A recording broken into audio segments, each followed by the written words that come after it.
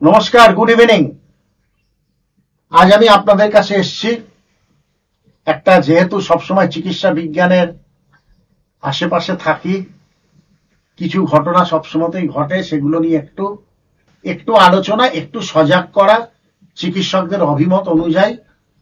সেটা একটা খুব গুরুত্বপূর্ণ একটা বিষয় নিয়ে কিন্তু আপনাদের কাছে এসেছি।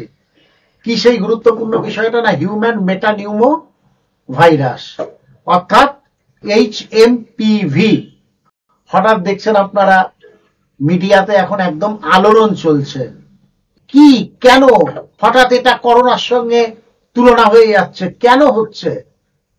আমি প্রথমেই আগে এইটা জানিয়ে দিই, এই সতর্ক বার্তাটা, যে HMPV হিউম্যান মেটা নিউমো ভাইরাস কোনোভাবেই কোনো বিপজ্জনক নয়। ভাইরাস প্রচুর আছে, আর প্রতিদিনই বিভিন্ন ভাইরাস আমাদের দেহে ঢোকে, বিশেষত বাচ্চাদের দেহে, বৃদ্ধদের দেহে, আমাদের সবার দেহে ঢোকে।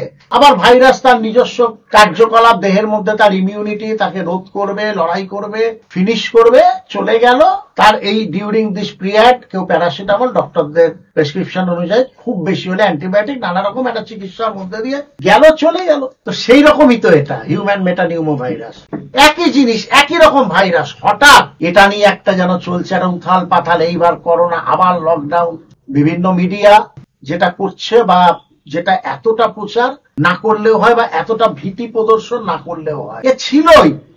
বিভিন্ন চিকিৎসকদের সঙ্গে, যেমন আমি বিভিন্ন চাইল্ড স্পেশালিস্টের সাথে কথা হচ্ছে, বোঝার বাবা, এ তো প্রতি বছর আমরা কতগুলো করে পাই, হচ্ছে, চলছে, আবার সেরেও যাচ্ছে। এটা নিয়ে তো আমাদের খুব একটা মাথা ব্যথার কারণ নেই। দেখুন, যে কোনো ভাইরাস বা এদিকে প্যারাসাইটস, ম্যালেরিয়ার মতো, এরা সবারই একটা মর্টিলিটি রেট আছে, মৃত্যু ঘটায়। কোনোটা 1%, কোনোটা 0.5%, কোনোটা 5%, 5%, 10% যদি ঘটায় মৃত্যু, তাহলে সেটা বিপজ্জনক। বা এদের কোথায় মৃত্যু, কোথায় মৃত্যুর হার, এসব কিচ্ছু নেই। সুতরাং এটা নিয়ে অযথা ভয় পাওয়ার কোনো প্রয়োজন নেই।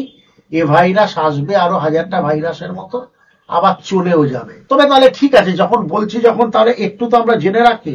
প্রথম হচ্ছে, এই ভাইরাস হলে তার সিমটম, হোয়াট আর সিমটমস? একটা রোগ, একটা জ্বর থাকবে, একটা টেম্পারেচার থাকতে পারে, থ্রোট ইনফেকশন থাকতে পারে, একটা ন্যাজাল মানে ক্লিয়ারেন্স থাকবে না, মানে ন্যাজাল ব্লক থাকবে। এটা বেসিক্যালি কি ভাইরাস? ফার্স্ট এটা জানতে হবে, এটা রেসপিরেটরি ভাইরাস, অর্থাৎ শ্বাসনালী সংক্রান্ত ভাইরাস। ওই জায়গাটাতেই এরা বাসাটা বাঁধে। এবার এটা কিভাবে ছড়াতে পারে? যে হাঁচি কাশির সঙ্গে যে ড্রপলেট যেটা যে পড়ছে সত্যি, এর মধ্যে দিয়ে ছড়াতে পারে। এটাই মেন ছড়ানোর জায়গা, এটাই। অর্থাৎ আমরা যদি একটু প্রিকশন করি, হাঁচি কাশির সময় যদি একটু মুখটা ঢেকে করি, তাহলে ছড়ানোর সম্ভাবনা, জাস্ট রেসপিরেটরি ড্রপলেটস, তার মধ্যে দিয়ে ছড়াতে পারে। এগুলোকে একটু করলে আমরা সেটাকে তো আমরা অনেকটা প্রিভেন্ট করতে পারি। কাদের হতে পারে? মূলত বাচ্চাদের হতে পারে, আর একদম বৃদ্ধদের হতে পারে। এই দুটো এজ গ্রুপে এটা হতে পারে, এবং হতে পারে না, এটা প্রায় হয়। অজান্তেই আসে, অজান্তেই চলে যায়।